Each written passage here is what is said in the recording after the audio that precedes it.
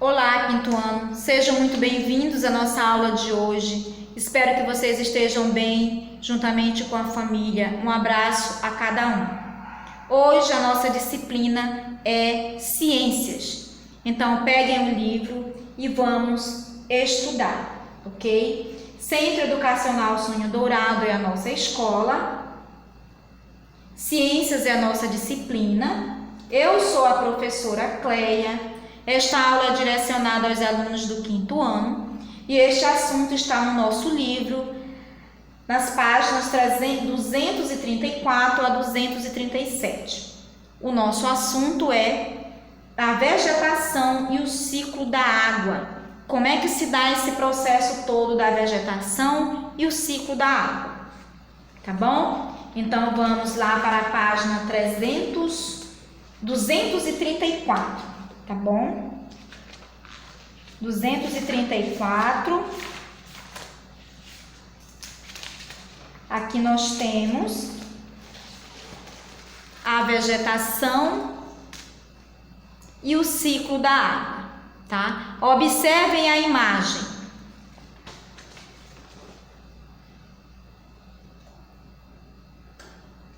Observe a imagem no livro de vocês, tá?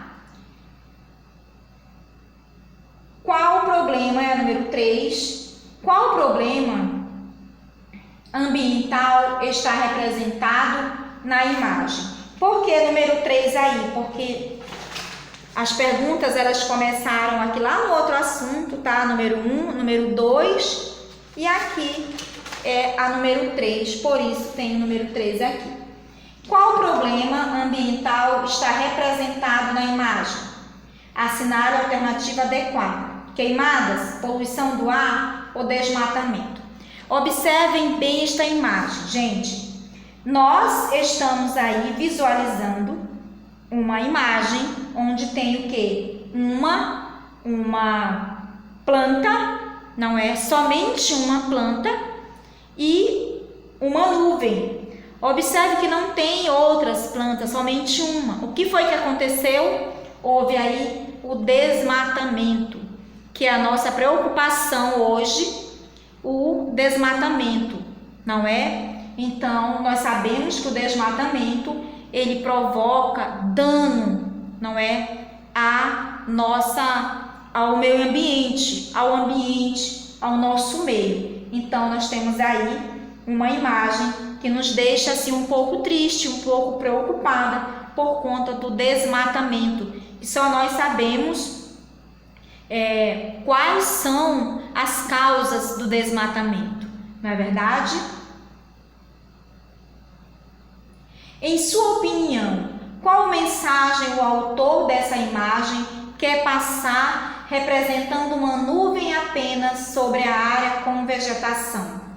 Então, em sua opinião, qual mensagem o autor dessa imagem quer passar representando uma nuvem apenas sobre a área com essa vegetação?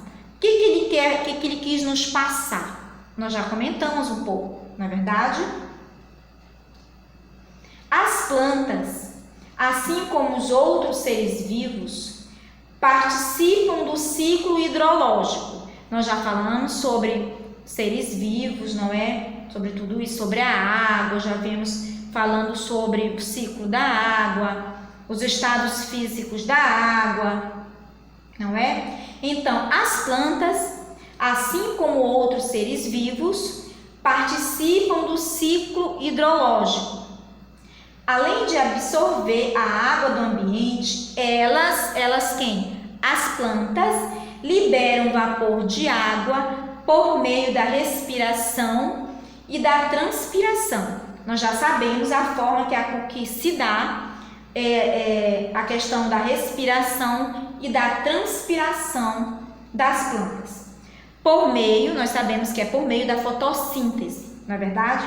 As plantas absorvem gás carbônico do ambiente e liberam gás oxigênio. Nós vamos relembrar aqui, quando se dá o processo de nutrição das plantas, lá quando nós estudamos a fotossíntese, o que acontece?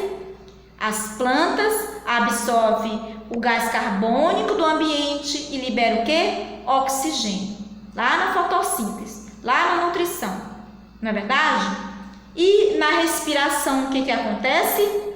As plantas, elas absorvem o gás carbônico, absorvem o oxigênio, e liberam aí o gás carbônico ao ambiente. Nós estudamos isso, nós aprendemos. E agora nós estamos relembrando. Ok? Bem, dessa forma, a retirada da vegetação de um local reduz a quantidade de vapor de água na atmosfera, influenciando o ciclo hidrológico, nesse caso, reduzindo a ocorrência de chuvas. O que nós entendemos? Que a retirada da vegetação de um local, ou seja, quando acontece o desmatamento, reduz a quantidade de vapor de água, porque não tem mais ali a vegetação, não é? Nós acabamos de falar, né, de relembrar que a planta ela transpira, ela respira, certo? E se não tiver vegetação, se não tiver a planta nesse local, o que vai acontecer? Vai reduzir a quantidade de vapor de água na atmosfera, influenciando o quê? O ciclo hidrológico nesse caso, reduzindo a ocorrência de chuvas, não é? É importante. Além disso, essa retirada interfere na qualidade do ar atmosférico, interferindo na composição de gases e de vapor de água, por exemplo, certo? Então, além disso, essa retirada interfere na qualidade do ar atmosférico, não tem mais vegetação, vai interferir na qualidade do ar atmosférico e vai interferir na composição de gases e de vapor de água, certo? Relacionar as plantas à liberação de vapor de água no ambiente e à formação das nuvens, demonstrando assim a participação dos seres vivos no ciclo hidrológico. Nós estamos falando aí da vegetação e o ciclo da água. Como é importante, como é que se dá esse processo da vegetação e o ciclo da água. Percebe-se que a retirada da cobertura vegetal, ou seja, das plantas, influencia na ocorrência de chuvas, ok? A vegetação também influencia o ciclo hidrológico de outras maneiras. Vamos ver. As raízes das plantas, localizadas à beira dos cursos de água, a chamada mata ciliar, ajudam a manter as partículas do solo unidas, reduzindo o carregamento delas para dentro do corpo d'água, certo? Então, a vegetação também influencia o ciclo hidrológico de outras maneiras. Quais são essas maneiras? As raízes das plantas localizadas à beira dos cursos de água, a chamada mata ciliar, ajudam a manter as partículas do solo unidas, reduzindo o carregamento delas para dentro dos corpos de água. A retirada da mata ciliar deixa o solo desprotegido. Nós sabemos disso, que quando há o desmatamento, que quando há retirada dessa planta, dessa vegetação, o que acontece? O solo fica desprotegido. Por isso há tanto desabamento de terras, não é? Facilitando o carregamento de suas partículas para os cursos de água, o que resulta chamado assoreamento, tá? O nome se dá assoreamento. O assoreamento do corpo d'água reduz a profundidade deles, afetando plantas e animais aquáticos, tá? Que são os que dependem aí dos rios, dos lagos. Observe as imagens. Então, nós temos aqui duas imagens. Mata ciliar no rio Carinhanha, no estado de Minas Gerais. Olha, muita água e também muita a mata, eles chamam de mata ciliar. Nós temos aqui o rio Assoreado, no estado de São Paulo. Observe como está seco, né? Aqui está seco e aqui tem bastante água, tá? Além de contribuir para a conservação dos cursos de água, a cobertura vegetal favorece a infiltração e a retenção de água no solo. Nós sabemos disso, que ela contribui para a conservação dos cursos de água. A cobertura vegetal favorece a infiltração e a retenção de água no solo. A retirada da cobertura vegetal diminui a capacidade do solo de absorver e retirar a água, o que o torna mais seco e, consequentemente, prejudica o abastecimento dos reservatórios de água subterrânea. Agora vamos para as atividades, tá? Vamos para as atividades. Número 1. Leia a manchete a seguir. Retirada da cobertura vegetal do solo contribui para reduzir mais a água nas torneiras. Então, quando se retira o vegetal do solo, o que acontece? Quando há desmatamento e tudo mais, contribui para reduzir mais a água nas torneiras. A água que chega à nossa casa, não é? Bem,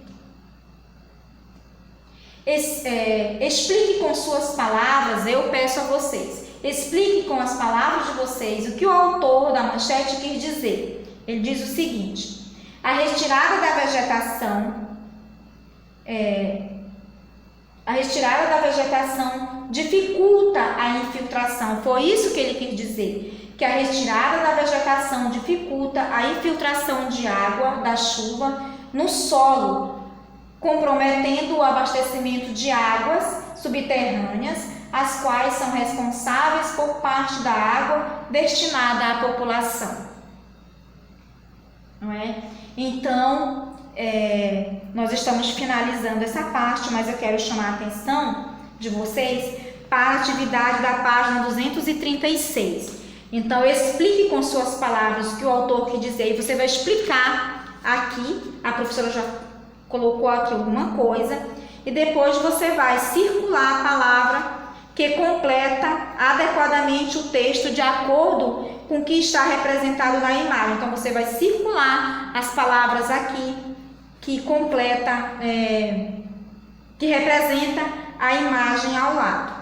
E aqui nós temos na página 237 também, continuação do exercício número 3, vocês deverão fazer e também vocês irão completar aqui, tá? Vocês irão ler aqui esta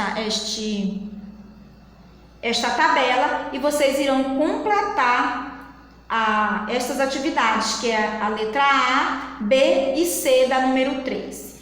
E aqui diz o seguinte: o volume de água consumido nas residências, em hospitais e nas escolas pode ser reduzido se utilizarmos a água de maneira consciente. Liste abaixo algumas medidas que contribuem para o desperdício de água em nosso cotidiano. Então, você vai listar aqui, tá? Medidas que poderiam servir para evitar o desperdício de água aqui na nossa comunidade, tá bom? Espero que vocês façam as atividades, leiam também a página 238, página 239, que é importante, tá bom? Tem a página 240, 241 também, que é exercício para vocês fazerem. Não esqueçam de fazer as atividades de fixação que estão indo para casa, é importante. Por favor, quinto ano, não deixem atrasar as atividades do livro e também as atividades de fixação, porque é importante, tá bom? Estudem, tire um tempo para você estudar, para você realizar suas atividades, ok? Um abraço a cada um de vocês, fiquem com Deus e até a nossa próxima aula. Tchau!